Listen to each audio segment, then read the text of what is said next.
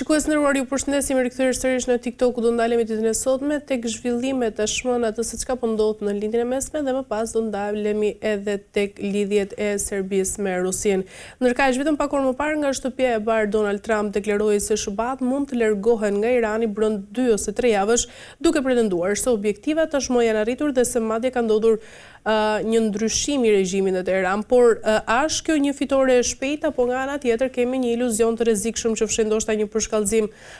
akoma më të madh dhe apo mbyllet lufta apo sapo po hyn tashmë në fazën më të rrezikshme. Dhe sot gjitha këto do t'i analizojmë me zotin Korab Blagaj. Korab, përshëndes Kresja. Përshëndetje, faleminderit. Atëherë, Korab, për të nisur me atë që unë sapo thash, nëse do të kemi një largim nga Teherani, a mendon se është realiste që SBA tashmë do të tërhiqen nga Irani brenda 2 ose 3 javësh, apo ndoshta e sheh këtë më shumë si një deklaratë politike ashtu si ka ndodhur edhe herë të tjera? Referuar analistëve edhe ushtarakëve amerikanë, disa zyrtarëve të Pentagonit dhe njerëzve generalëve të pensionuar të ushtrisë amerikane, ata thuaj se janë në një përfundim gati një zëri që SBA-ja është përfshirë në këtë luftë pa një plan dhe pa një strategji të natyrës që SBA-ja i ka bërë me herët. Dhe kjo përfshirje erdhi si rezultat i dëshirës edhe i programimit të Izraelit për të sulmuar me çdo kusht Iranin. Duke e vlerësuar kështu, këta ushtarak mendojnë që arritja e objektivave është jashtëzakonisht e vështirë, sidomos këtyre që thot zoti Trump që janë arritur, sepse kemi pasur edhe me luftën 12 ditore të njëjtën ngjarje. Ata thanë që kemi bombarduar centralet bërthamore të Iranit, rezultati është i plot. Pastaj çfarë kuptimi pati kjo luftë përsëri, nëse motivi kryesor ka qenë goditja e centraleve bërthamore dhe shembja e programit të një arme bërthamore për Iranin. Pra vetë fakti se ndodhi një luftë e dytë, pas asaj 12 ditore të parë, tregon që as nuk ishin arritur objektivat, apo ka pas objektivat të tjera të cilat zakonisht nuk duan që t'i flasin. Dhe në këtë kuptim vlen edhe një vlerësim i deri tanishëm. Presidenti Trump është gjithçka tjetër përveç asaj që e ka folur në publik. I ka fituar zgjedhjet duke thënë që SBA-ja do të largohet nga luftat, SBA-ja do të dalë, interesi i SBA-s do të jetë prioritari, Amerika e para, dhe ka premtuar që do ta ndalë luftën në Ukrainë dhe shumë agjenda të tjera publike, por që në themelimin e kabinetit të tij ne e pam dhe patëm paralajmëruar që ato kanë qenë pikat e fushatës zgjedhore, por që ky president nuk do t'i përmbahet, dhe të fakti se ka një ministër lufte të ekstremit, si themi, dhe të mendësisë së supremacisë së bardhë, me ato si themi, me ato tatuazhet brenda trupit, ku ka të vizatuar edhe kryqin e ka dhe disa fjalë të tjera, në trupin e tij, tregonte për kursin që do të ndjek kjo. Duke i referuar këtyre ushtarakëve dhe të vërteta ose ngjarjeve që kanë ndodhur gjatë presidencës së Trumpit, unë mendoj që gjithçka që deklarohet prej tij duhet të merret me rezervë, sepse mund të jetë kjo një strategji të cilën po e përdor ai dhe SBA-ja, që nuk ka qenë në traditën e presidentëve amerikanë. Prandaj në mëngjes thotë që do të sulmohemi, në mbrëmje që do të sulmohemi, në mbrëmje thotë do të tërhiqemi, pastaj jep ultimatume, pastaj nuk i mban ato ultimatume, pastaj thotë do ta hapim në ngushticën e Hormuzit, tani thotë që do të largohen e të tjera. Por do doja të shtoja që në këtë përballje është shfaqur një karakteristikë interesante e gjithë kësaj. Njerëzimi po futet në atë që tenton ta shmang luftën e përgjithshme botërore si një luftë totale, por është futur në një cikël luftrash të cilat janë të lidhura me njëra tjetrën. Duke qenë kështu, kjo luftë me Iranin i ka konvenuar edhe akterëve të tjerë, i ka konvenuar Arabisë Saudite që nuk e do Iranin si fuqi rajonale, i ka konvenuar Izraelit, po ashtu në anën tjetër edhe Turqia ani pse nuk e thot, por i intereson një Iran më i dobësuar se sa ai që mund të shfaqet si rival në rajon. Në anën tjetër edhe për Rusin i intereson jashtëzakonisht shumë që SBA të jetë angazhuar në një luftë tjetër që të jetë më e aftë për të përballuar frontin e Ukrainës. Sytë e Kinës po ashtu janë në drejtim të kësaj lufte, të kësaj betejë, qoftë për të parë zhvillimet teknologjike dhe për të provuar disa nga ato zhvillime teknologjike, por në anën tjetër dëshiron që SBA të jetë angazhuar në një luftë që të lodhet edhe, më thënë, ka rrëshqitur njerëzimin në një cikël luftrash që janë të lidhura me njëra tjetrën dhe tani askush nuk e ka të qartë se kjo luftë në çfarë ose të cili teatër lufte tjetër do të shkojë, sepse e pam, domethënë, kur filloi lufta në Ukrainë, kemi pasur ngjarje, patëm sulmin edhe në Banjska, tentimin e Serbisë për të hapur një problem për NATO për KFOR-in edhe këtu. Pastaj ajo nuk funksionoi, ndodhi sulmi i tetorit në Gaza. Dhe kështu lëvizjet në Siri, që ishin lëvizje dramatike, do të thonë ndryshimi i regjimit në Siri, dhe të gjitha këto janë të lidhura me njëra tjetrën. Janë grupe interesa shumë interesante dhe e bëjnë pak të vështirë analizën. Por këto që SBA do të tërhiqet brenda 2 javësh dhe të tjera duhet të merren me rezervë, me rëndësi është që të shihen veprimet konkrete dhe të analizohet, të bëhet analiza e fakteve dhe e arritshmërisë rezultateve nga kjo luftë. SBA nuk i ka arritur caqet strategjike të kësaj lufte, me vetë faktin që tashmë është kthyer në një profit jashtëzakonisht të madh për Iranin, në vend që të mbyllë rubineta financiare që e mban regjimi iranian, tashmë është e kundërta. Nafta e Iranit që ka qenë sankcionuar për vite të gjata, për dekada të gjata, energjia iraniane ka qenë sankcionuar, tashmë po blihet edhe nga vetë amerikanët dhe me çmime shumë më të larta. Pastaj ka ndodhur një zhvillim interesant në të gjitha ngushticat botërore në rrugët e energjisë, në kanalin e Panamas, në Bosfor, në kanalin e Suezit dhe në të gjitha rrugët ka kaluar energjia, shtetet që i kanë kontrolluar ose ka kaluar në për territorin ose në influencën e tyre kanë pasur taksa për këtë energji që ka lënë të anej, i vetmi ka qenë Irani, i cili nuk ka tatimuar asnjëherë asnjë anije në grykën e Hormuzit dhe tashmë gati se po e arrit këtë gjë dhe tashmë është e qartë, ata duan domethënë që të kenë kontroll të plotë mbi ngushticën e Hormuzit dhe të vënë një taks prej 10% për të gjithë energjinë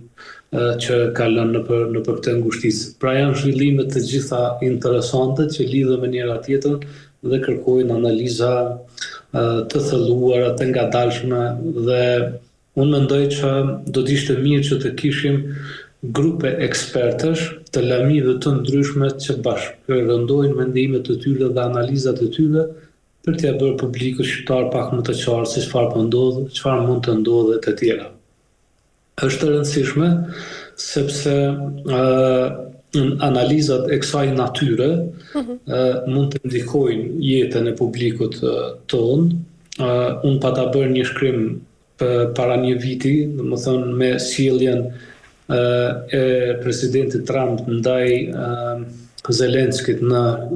Shtëpinë e Bardhë, thonë një sjellje e cila nuk kishte të bënte asgjë me protokollet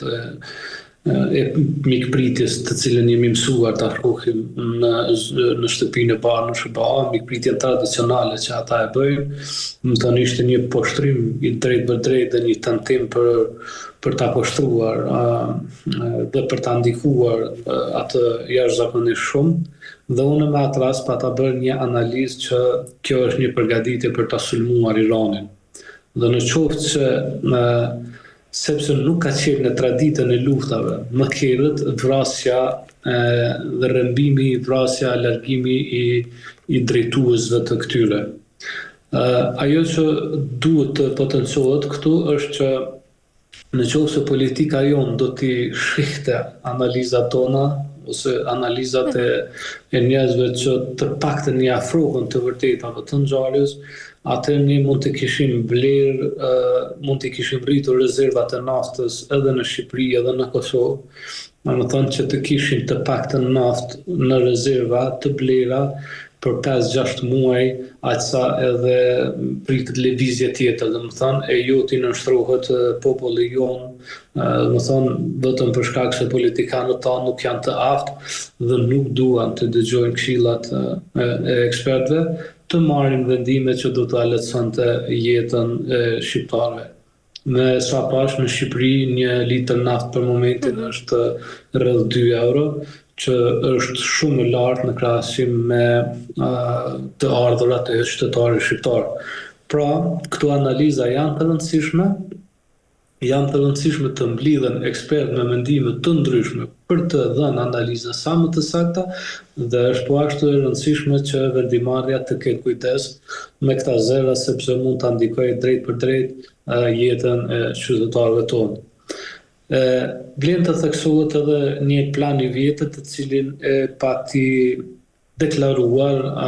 udhëheqësi i luftës në kundër Jugosllavisë, generali Wesley Clark, që njerëz brenda Pentagonit i patën thënë atij dhe e pati bërë publike që është marrë vendim që do të destabilizohen një numër i madh i shtetës në lindjen e mesme dhe duke filluar atje nga Somalia, Afganistani, Iraku, Siria, Libia dhe i fundit domethënë ka qenë Irani. Duke e parë këtë lloj strategjie, mendoj që iranianët kanë bërë një lëvizje shumë interesante për të ju kundërvënë asimetrisë së SBA-ve, sepse në të gjitha luftat paraprake që i ka zhvilluar SBA-ja në lindjen e mesme me shtetet që i përmenda, kanë synuar drejtuesit e shteteve, ju kujtojmë Gaddafin, kujtojmë Saddam Husseinin e të tjera, që në momentin e kapjes së tyre shteti ka rënë. Dhe të njëjtën strategji tentuan që ta bëjnë edhe ndaj Iranit, por iranianët kanë marrë mësim nga luftat paraprake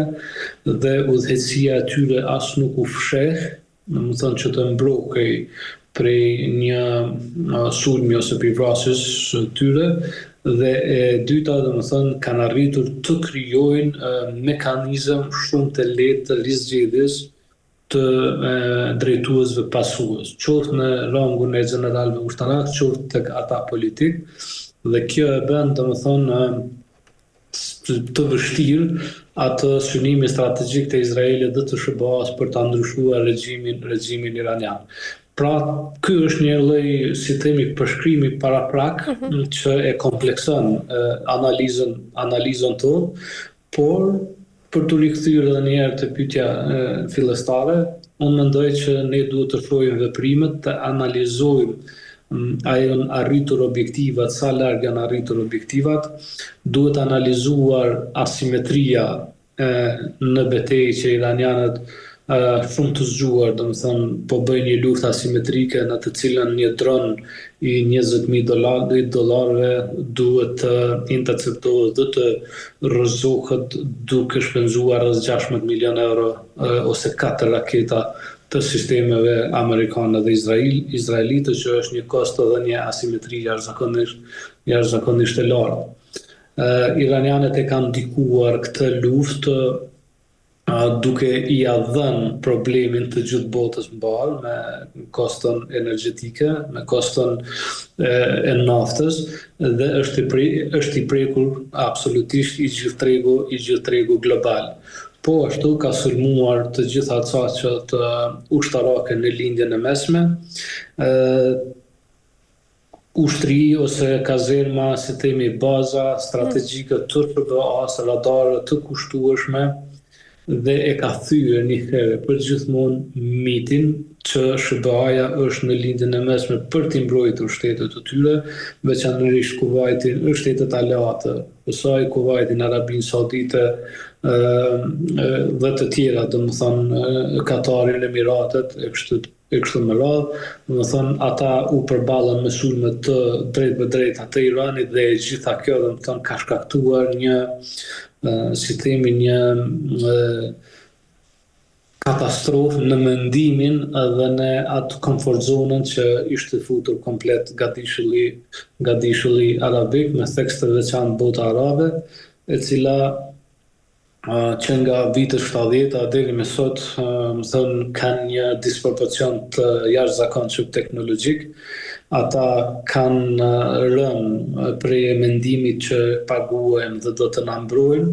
ndërkohë që iranianët edhe pse të shantazhuar ose të ndalur, të penguar nga sanksionet e gjata ndërkombëtare, janë futur prodhimeve teknologjike, sidomos dronëve dhe raketave, dhe kanë ndërtuar domethënë një sistem të sofistikuar përgjigje ndaj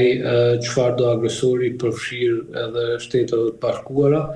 të cilat kuptohet domethënë kanë një përparësi të lartë teknologjike në aviacion, por po bën luftë asimetrike dhe siç e thash ka qenë i aftë të godas në të gjitha bazat, domethënë kanë ngritur një rrjet spionazhi të sofistikuar, po ashtu mbledhjen e të dhënave, ka shkrime dhe analiza që po ndihmohen edhe nga rusët dhe nga kinezët me të dhëna inteligjente, domethënë sidomos për anijet dhe luftanijet e mëdha, aeroplanmbajtëset e mëdha që SBA-ja i ka vendosur atje. Ajo që e ka ngritur shqetësimin ndërkombëtar është edhe kapaciteti i Iranit për të sulmuar bazën e largët prej 4.000 kilometrash, do të thonë që në qoftë se iranianët kanë raketa që janë të afta të shkojnë në një distancë prej 4.000 kilometrash, atëherë asnjë kryeqytet në Evropë nuk është i pagoditshëm. Të gjitha këto do të thonë flasin për një regjim, çado që nuk na pëlqen neve, do të thonë që e ka orientuar kombin iranian drejt një koncepti të mbrojtjes dhe asimetrin teknologjike ose e ka orientuar jo në zhvillimin e avionëve, por në zhvillimin e sistemit të raketave. Iranianët flasin që po shpenzojnë raketat e prodhuara deri në vitin 2014, që janë edhe 10 vite ose 11 vite të tjera, domethënë ata thonë që kanë në stok raketat të prodhuara edhe pas vitit 2014, domethënë dhe lënë të kuptojnë që në 10 vjeçarin e fundit teknologjia e tyre raketave nuk është ekspozuar, domethënë është mbajtur si sekret ushtarak dhe ato tentojnë që të shantazhojnë ose si të themi që të japin mesazhet për kundërshtarët e saj në këtë radhë, domethënë për Izraelin, por edhe SBA-n që po ndihmon Izraelin. Qartë, kur nga ana tjetër, e gjithë kjo situatë tashmë si e ndryshon balancën e fuqisë në lindjen e mesme dhe nga ana tjetër, cili është roli që mund të luajnë tashmë aktorët si Rusia apo Kina në këtë fazë të konfliktit? Ndihma e Kinës, siç e thash, fshihet në teknologji dhe në informacione të klasifikuara, sidomos ato që kanë të bëjnë me inteligjencën artificiale, me llogaritjen e saktë të objektivave dhe të zhvendosjes së objektivave. Mos të harrojmë, Irani ka goditur edhe disa hotele në Emiratet e Bashkuara të Arabe dhe kjo ka ardhur si pasojë e informacioneve që ushtarakët amerikanë të larguan nga bazat të cilat kanë qenë të deklasifikuara, janë vendosur në disa hotele në Emiratet e Bashkuara Arabe dhe ata i kanë konsideruar si çështje legjitime goditjen e tyre. Pra gjithë ky informacion ka nevojë që të jetë i updateuar në kohë reale dhe unë mendoj që spionazha ose agentët iranian bashkëpunojnë ngushtë me ata kinez dhe rus. Ajo që vrejhet në të gjithë këtë është dhe është vërejtur interesant, ka qenë për analizë sjellja e rusëve ndaj secilit aleat të tyre. Rusët ndihmojnë me teknologji, ndihmojnë me shkencë, ndihmojnë me udhëzime, ndihmojnë, si themi, japin ndihmën e tyre, por kur vije puna në nivele strategjike, do të thonë të një rezistencë tepër strategjike, ata zakonisht nuk mbështesin. E kemi parë, do të thënë, ngjarjet në Venezuelë, kur i gjithë sistemi i S-400 dhe S-500 që e ka poseduar Venezuela nuk ka qenë funksional dhe këtë jo funksionalitet sipas mendimit tim e ka shkaktuar, do të thonë, qoftë sabotazhi rusisë apo mos ndihma në kohë reale për t'i dhënë në funksion, do të thonë, këto sisteme dhe ndodhi ajo që ndodhi, u rrëmbye dhe u hoq nga pushteti presidenti i Venezuelës. Edhe në Iran ka zëre dhe ka analiza, ka ankesa madje të zyrtarëve iranian që nuk po mbështetet me sisteme kundërajrore dhe nuk është mbështetur në kohë reale për të zhvilluar betejën e ajër dhe për t'u dhënë për të qenë të aftë të bëjnë betejë ajrore, iranianët e kanë pasur patjetër që të kenë në posedim avionët e gjeneratës së fundit të Rusisë, të cilat Rusia nuk ja ka dhënë Iranit. Pra shohim që në momente delikate ajo nuk i mbështet pafundësisht aleatët të saj dhe kjo është edhe një zhgënjim me ata aleat. Aty ishte mbështetur edhe Saddam Husseini dhe nuk i doli ajo ndihmë, u mbështet edhe Gaddafi dhe përsëri nuk ndodhi e njëjta gjë, u mbështet së fundi kohë edhe në Libi, në Siri, ishte presidenti Assad dhe kur erdhi puna, do të thonë, në momente delikate, ndihma e rusëve, do të thonë, sikur hezistonte që të bënte atë më të mirën dhe kjo është shfaq Rusinë si një aleat të besueshëm për disa nivele, por jo për nivele, do të thonë, ku kërku këtë sistemi që të veprohet në bllokëse të tjera. Pra, sado që rusët janë aleat dhe shesin teknologji, ata në momente delikate po i lënë në baltë aleatët e tyre dhe për këtë arsye shtetet të cilat i kanë parë këto lëvizje në Irak, në Siri dhe të tjera kanë bërë lëvizje të dhura dhe kanë shikuar në aleancat të tjera dhe këtu potencoj Pakistanin që është mbështetur nga teknologjia ruse dhe të tjera, por kanë ndërtuar një sistem raketor të mbështetur, të bazuar më shumë në teknologjinë kineze se sa ato ruse dhe u pa që ishte mjaft efikase, duke qenë në gjendje të rrëzonte avionet Rafale që i posedonte India me mbi 200 km në thellësi të territorit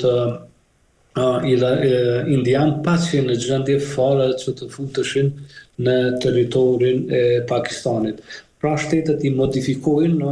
në bazë të ngjarjeve dhe analizave që ndodhin, i modifikojnë strategjitë e tyre ushtarake, aleancat dhe krijojnë mbështetje. Por duhet ta vëtheksin që rusët po tregojnë që nuk janë aleat të besueshëm për atë nivel që t'i mbështesin aleatët e tyre në lufta konvencionale kundër Shteteve të Bashkuara të Amerikës.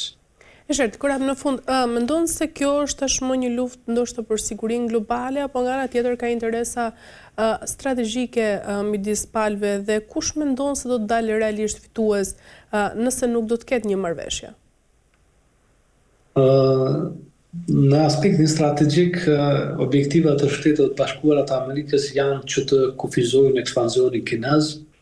zhvillim i hapshëm ekonomik dhe teknologjik, një popullsi jashtëzakonisht e re dhe në terma modern një popullsi smart, shumë e zhvilluar në mendime teknologjike, në zbulime teknologjike, edhe në ditët e dyta ka zbulime shkencore dhe patentime të reja që i bën në botë, me një parti shtet që ka arritur, domethënë, për vite të tëra të mbaj kombin kinez të unifikuar dhe drejt këtij modeli ekonomik që është një gjetje thuajse brillante, që nuk kemi mësuar ta shohim tek vendet komuniste, domethënë politika mbahet e sistemit komunist, ndërkohë që ekonomia është e modelit të kapitalizmit. Pra është një fuqi dhe një kërcënim shumë i madh për Shtetet e Bashkuara të Amerikës dhe në dokumentin që e pati prezantuar presidenti Biden, ata e patën klasifikuar Kinën domethënë si armikun kryesor dhe në atë fazë që po tenton domethënë të rikrijojë balancat botërore dhe të depërtoj sidomos në ato vende në të cilat SBA-ja ka më pak prezencë ose më pak interes. Me njëherë nga largimi i SBA-s në Afganistan atë bështëllëk e ka mbushur Kina, largimin e evropianëve nga Afrika e ka mbushur Kina, domethënë largimin e Francës sidomos nga vendet të cilat i pati kolonizuar një kohë e ka zënë Kina dhe ajo ekonomi dhe ai gjigant politiko-ushtarak gjithmonë në rritje e sipër kërkon të kufizohet në aspektin strategjik dhe për këtë arsye kemi pasur objektiv Grenlandën, sepse në Grenland është e vendosur baza më e madhe zbuluese e Shtetit të Bashkuara të Amerikës e aftë të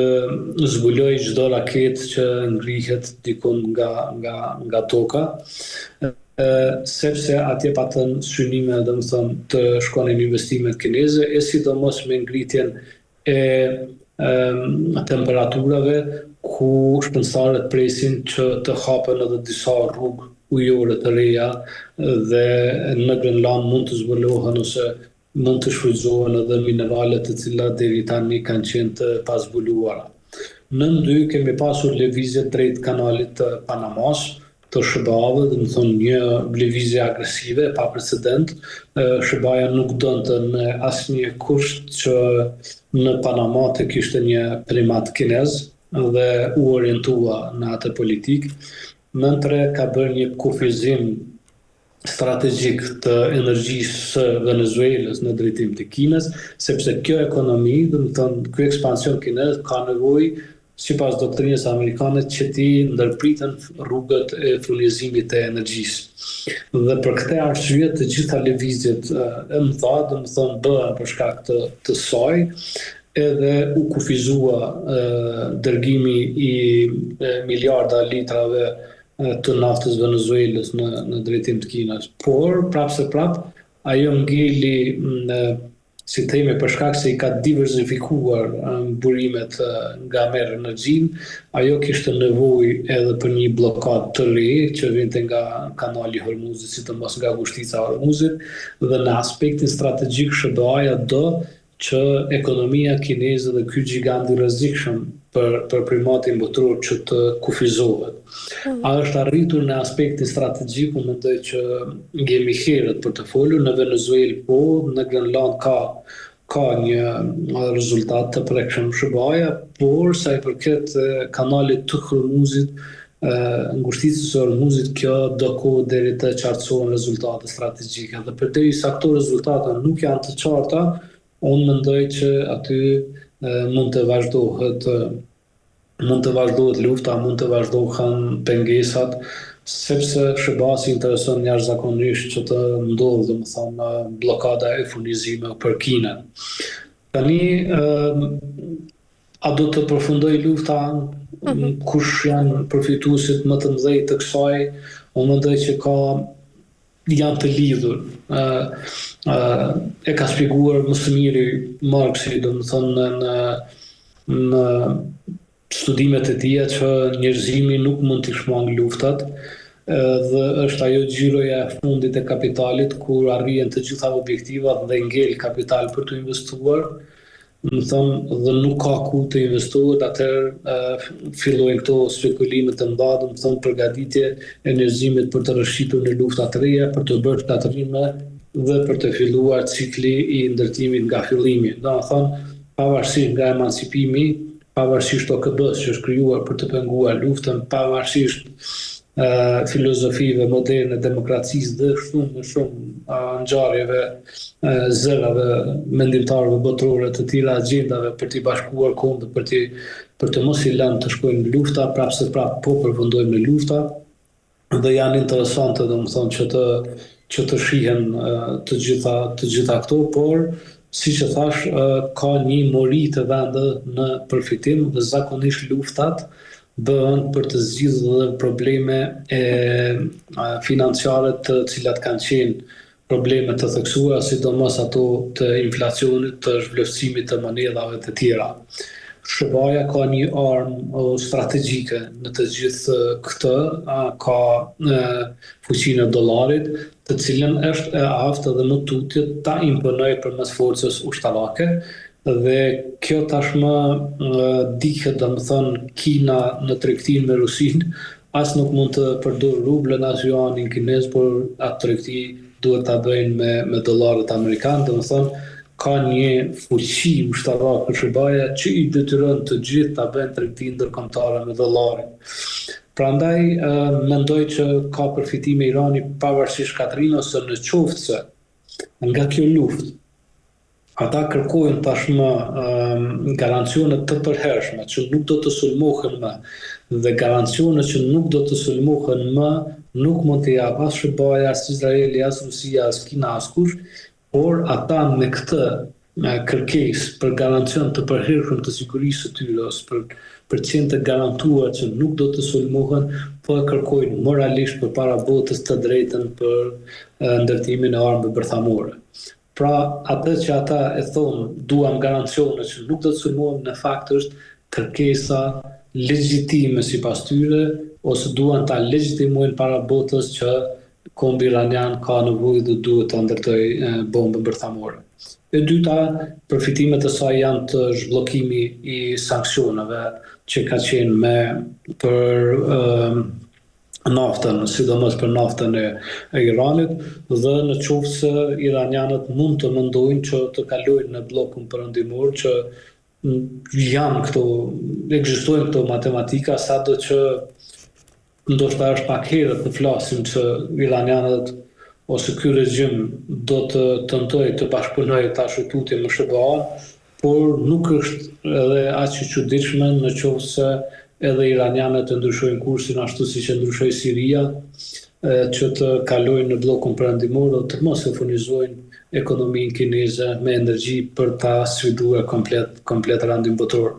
Në anën tjetër edhe SBA-ja ka një, si themi, ka një fitim nga e gjitha kjo, sepse naftën që shkonte në drejtim të Kinës nga Venezuela e mori. Tashmë është i qartë presidenti Trump nuk thot fare që po shkojmë për demokraci ose për drejtat njerëzit e gjëra të cilat jemi mësuar nga administratat më hershme, ata thonë thjesht nafta dhe Kina, nuk duam që kjo naftë të shkojnë në Kinë dhe nuk tentojnë as të fshihen më ideologjinë ose veprimet e tyre, nuk duan më fare të legjitimojnë me drejtat njerëzit dhe të tjera siç jemi mësuar të dëgjojmë. Ata kanë kaluar në koncepte të drejtë për drejta, nafta, energjia nuk duhet të shkojnë në Kinë dhe ky është objektiv strategjik i tyre. Vlen të përmendet edhe një ngjarje që mund të ndodhë për mendimin tim. Shtetet islamike, ajo bota islame si jemi mësuar ta quajmë,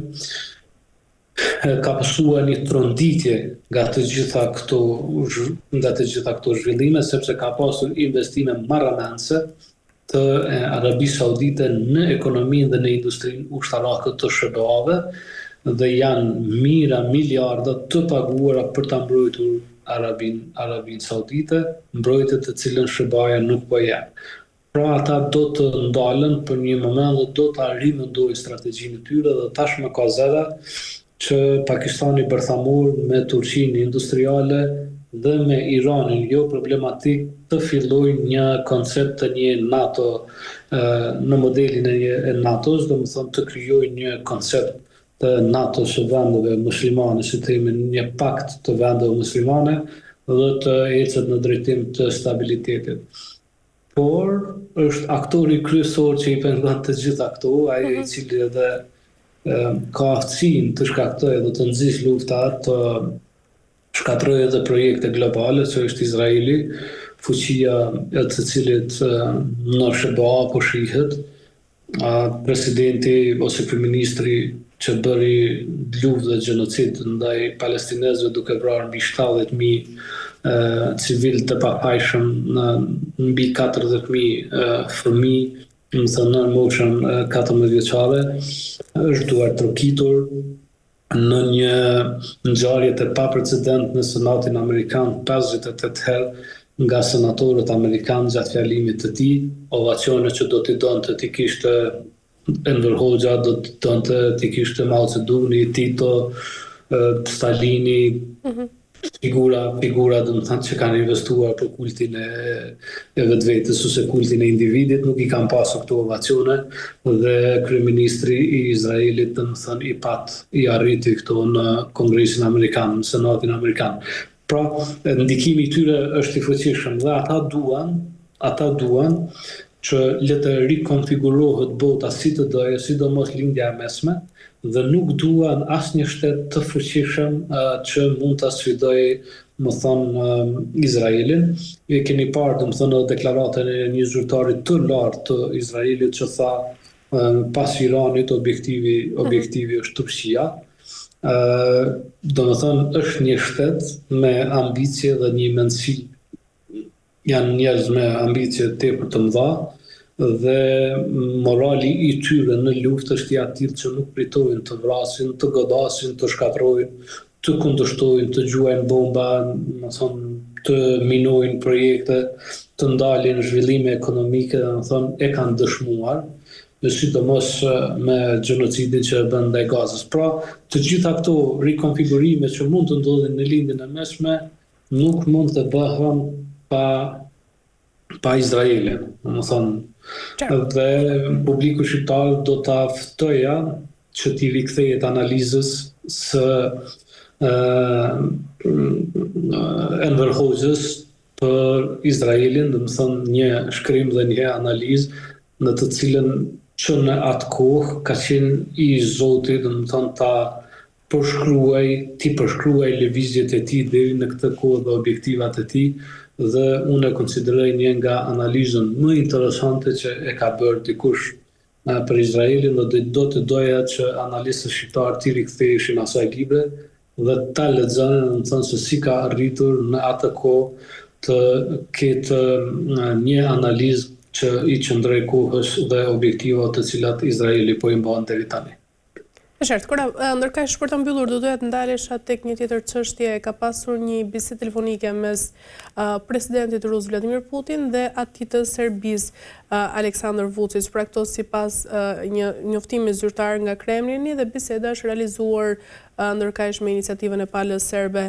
Çfarë mesazhi po dërgon Putin, Kora, përmes kësaj bisede në Ballkan, dhe mendon se po përdor tashmë Rusia Ballkanin ndoshta si një levë presioni ndaj perëndimit, dhe nga ana tjetër sa i rrezikshëm është i gjithë ky afrim mes Vučićit me Rusin pra në këtë moment global?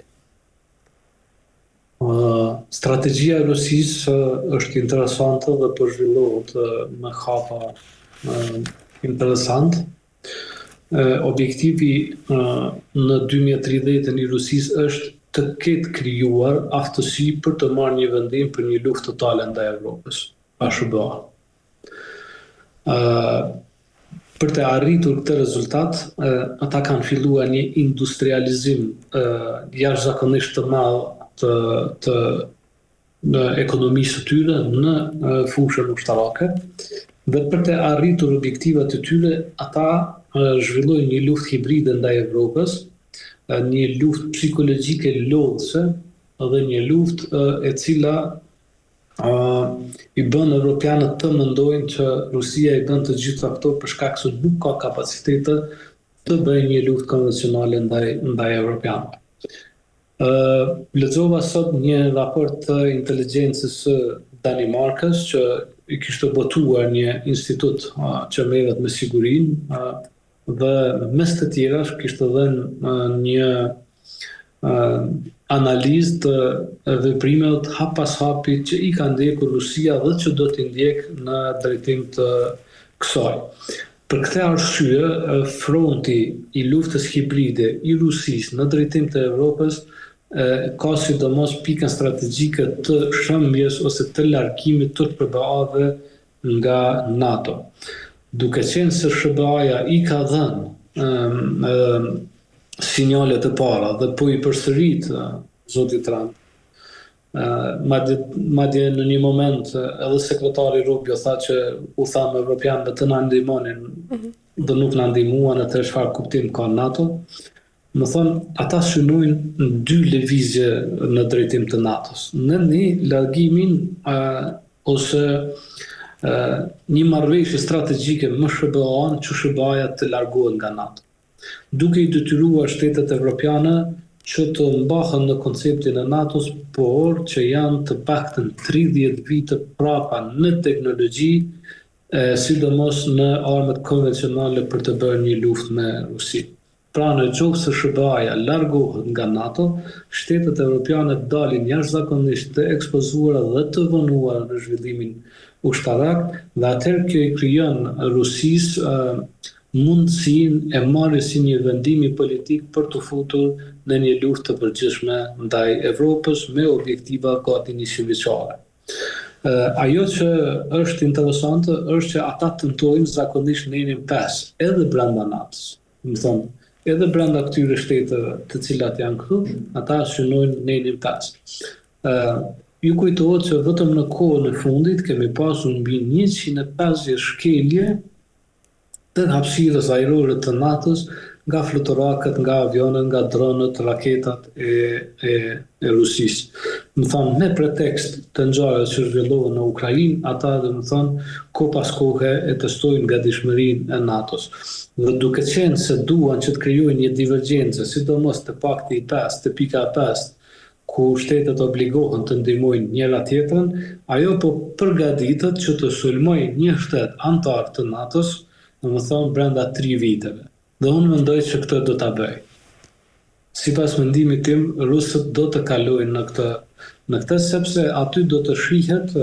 që shtetet evropiane, të cilat nuk janë të afta të marrin një vendimarrje në blok brenda Bashkimit Evropian, dhe Kosova i ekspozon në këtë kuptim, domethënë do të sfidohen që të futen në luftë për shembull për Estoninë ose për një pjesë të Polonisë ose dikë tjetër, të cilën evropianët pa SBA nuk do ta bëjnë. Dhe unë jam i bindur që evropianët nuk futen në blok për të luftuar, domethënë kundër një Rusie të fuqishme me armë bërthamore, pa qenë edhe SBA-ja në atë luftë. Dhe në qoftë se i arrin këto dy objektiva, atëherë në kuptimin strategjik, rusët i arrin 3 rezultate. Në 1, largimin e SBA-s nga Evropa, në 2, në vitin 2030 do të jenë të aftë të bëjnë një luftë ndaj të gjithë Evropës, dhe në 3, domethënë do të kenë veprime ushtarake ndaj secilit vend të Evropës veçanërisht e jo ndaj të gjithë Evropës së bashkuar. Pra mendimi i tyre dhe agjenda e tyre është jashtëzakonisht strategjike. Në këtë kuptim ata përdorin edhe Ballkanin, që e kanë tradicionalisht shtetet ortodokse të Ballkanit, i kanë mbështetur, e ka themeluar, e kanë ndihmuar pavarësinë e Bullgarisë, i kanë ndihmuar revolucionin grek, që e ka shpallur pavarësinë e Greqisë, dhe serbët i kanë ndihmuar që nga një pashallak në vitin 1760 arriti domethënë të bëhej fuqi bregdetare në vitin 1912-13, e kanë ndihmuar Malin e Zi që nga një principat të parëndësishme, domethënë të themelohet shtetet dhe të zgjerohet, dhe ta bëj po ashtu me daljen e Tetës, sidomos me qytetet tona bregdetare, Ulqinin dhe Tivarin, më thonë që e ka bërë një shtet interesant, po ashtu e mbështesin Maqedoninë ortodokse, që është po ashtu një pyk më thonë që është brenda Ballkanit dhe kanë edhe shqiptarët e paaft totalisht për të bërë një rezistencë ndaj këtyre miqve të Rusisë, të paaft totalisht për të ndërtuar një strategji deri në ekstrem idiot në kuftimin e vendimarrjes politike që i dhanë pikërisht këtyre shteteve tradicionale mike të Rusisë, i dhanë e përsin geopolitike që arriti presidenti Rugova ta krijonte në vitin 90, duke stabilizuar Maqedoninë, domethënë e detyruan popullin shqiptar në Maqedoni të futet në luftë për ta stabilizuar Maqedoninë, e cila shumë lehtë mund të ndajë mes bullgarëve dhe shqiptarëve ose Kosovës, i dhanë tokë malit të zi për ta pranuar në NATO që duhet ta sabotonin antarësimin në NATO të malit të zi, dhe tashmë domethënë janë futur në një politikë qore që duan të japin territor edhe Serbisë për ta marrë në bllokun NATO, në kohë që NATO në aspektin afatgjat nuk mund të ose rrezikohet domethënë vetë si aleancë. Pra, nuk e kanë shfrytzuar e përsin geopolitike për të arritur objektivat e tyre kombëtare, nuk kanë arritur të ndërtojnë shtetin e tyre kombëtar, dhe çka është edhe më e keqja. Ajo që është ekstremisht e keqe, kombi shqiptar është i ekspozuar në aspektin ushtarak. As ushtria e Shqipërisë dhe as FSK-ja nuk janë të afta të kenë kapacitete as njerëzore, as të përgatitjes shkollore, si themi, dhe as teknologjike të bëj luftë me këto shtete në një zhvillim që mund të ndodhë. Pra, të gjitha këto janë një teatr që ja vlen të bëhen analizar rreth këtyre ngjarjeve për të krijuar dhe për të zgjuar nga gjumi sidomos shqiptarët, që duke qenë se ende janë në kohë, duke qenë se ende jemi në kohë, të marrin disa veprime që mund ta luajnë, mund ta garantojnë, të paktën mund të na i garantojnë këto dy shtete të cilat i kemi arritur në mund të madh. Rusia Serbinë e ka të vetën, është lidhja tradicionale, është bot kuptimi fetar i njëjtë, është përkatësia e ngjashme janë slavë në origjinën e tyre etnike, është shumë e ndikuar ka aspekti teknologjisë, ajo ka ndihmuar edhe zhvillimin e Jugosllavisë, të industrisë të armëve, të industrisë makinerive e të tjera, ka ndihmuar jashtëzakonisht shumë Serbinë. Kanë bashkëpunime edhe ushtarake edhe të kohës në kohën e sotme, dhe ata e kanë të natyrshme bashkëpunimin me Serbinë. Pra nuk kërkojnë një alat të cilin nuk e kanë pasur, por e ruajnë si alat të besueshëm. Dhe është interesant se Serbia u bombardua nga NATO dy herë, edhe në rastin e Bosnjës dhe në rastin e Kosovës, dhe përsëri nuk u largua nga aleanca me Rusinë. Është shtet i rrethuar me të gjitha shtetet të NATO-s, Maqedonia është në NATO, Malizia është në NATO, NATO është në Kosovë, kemi edhe Hungarinë, Rumaninë që janë pjesë të NATO-s, dhe ajo rrit domethënë si një ishull, nuk janë neutral, janë aleat të Rusisë, por rrit si ishull brenda shteteve të NATO-s. Pse kanë arritur të mbajnë këtë? Për shkak të mendimit strategjik dhe ndihmës që u jep Rusia, dhe ata po përgatiten, fatkeqësisht, po përgatiten për lëvizje të mëdha geopolitike ku rusët mund të marrin kohë dhe të të arrijnë domethënë objektiva për 100 vjeçare në ardhshëm. Kjo rrezikon drejt për drejt kombin shqiptar, tërësinë e tyre toksore, i rrezikon shtetet tona, i rrezikon të arriturat tona, dhe kjo analizë do duhet të bëjë, ky zë do duhet të ngritej, që shqiptarët të fillojnë një zhvillim industrial ushtarak, që shqiptarët të krijojnë programe të raketave, sidomos programe të raketave deri në 500 kilometra, sepse kemi një asimetri ndaj Serbisë dhe shtetet të tjera, të cilat mund të veprojnë në blok, siç kanë vepruar në të kaluar me ndihmën e Rusisë. Nuk është çështje vetëm e një bisede të Vučićit me Putinin, aty është edhe kisha ortodokse serbe, janë elaboratet rusë serbe, të kishës ortodokse ruse dhe të asaj serbe, në të thonë është tradita e vjetër, miqësia, ka shumë faktorë që e bëjnë atë të jetë një aleat i besueshëm edhe për Rusinë, edhe Serbia, edhe Rusia për Serbinë. Po, çështjet që duhet t'i ngritim ne janë pyetjet fundamentale. Si ka mundësi që pas gjitha këtyre gabimeve që bëjmë me antarësimin e Maqedonisë në BE, dhe jemi të paaftë totalisht të mbrojmë shqiptarët e Maqedonisë. As Shqipëria nuk ka armë dhe as Kosova nuk ka armë që mund të ndihmojë popullatën shqiptare në Maqedoni. Si ka mundësi që pas një gabimi strategjik që vend të vazhdohet me gabimin tjetër, dhe së fundmi kemi edhe kryeministrin shqiptar që pas të gjitha gjërat që i bën gabim në aspektin strategjik me fqinjet tonë, shkon deri aty sa propozon dhe bën shkrime bashkë me presidentin serb për një model të një antarësimi në Bashkimin Evropian, bashkimi i cili për momentin po diskutohet në instanca të larta të shtetëve veç e veç për ta shpërbërë. Dhe largimi i Anglisë nga Bashkimi Evropian ka qenë treguesi i parë serioz për mendjet e ndritura që duhet të shikojnë të përshtaten me modalitetet që mund të vijnë, sepse është një bashkim, si themi, ekonomik, që kur në asnjë rrethon nuk përkthehet në luftë të përbashkët. Sepse njeriu sado që lufton, ka interesa ekonomike, për pasuri nuk e jap jetën. Ti thuhet një njeriu që merr 1 milion euro se duan ta prejmë dorën tënde dhe thotë jo. Po si ka mundësi ta jap jetën njeriu për pasuri? Pra është natyra njerëzore që e refuzon vdekjen për shkak të pasurisë. Dhe Bashkimi Evropian është një koncept ekonomik që nuk ka arritur të ndërtojë ushtri të përbashkët, dhe si i tillë është i cënueshëm. Dhe ne do duhet të ishim përshtatur me këtë problematik dhe jo ta besonim në mbrojtjen tonë një koncepti që ende pa u antarësuar, pa arritur të antarësohemi në BE, ata vetë fillojnë procedurat e ndarjes nga njëri tjetri. Qartë. Mirë, Koraf, kemi arritur në fund, falenderoj për çdo informacion. Ishte kënaqësi. Faleminderit shumë.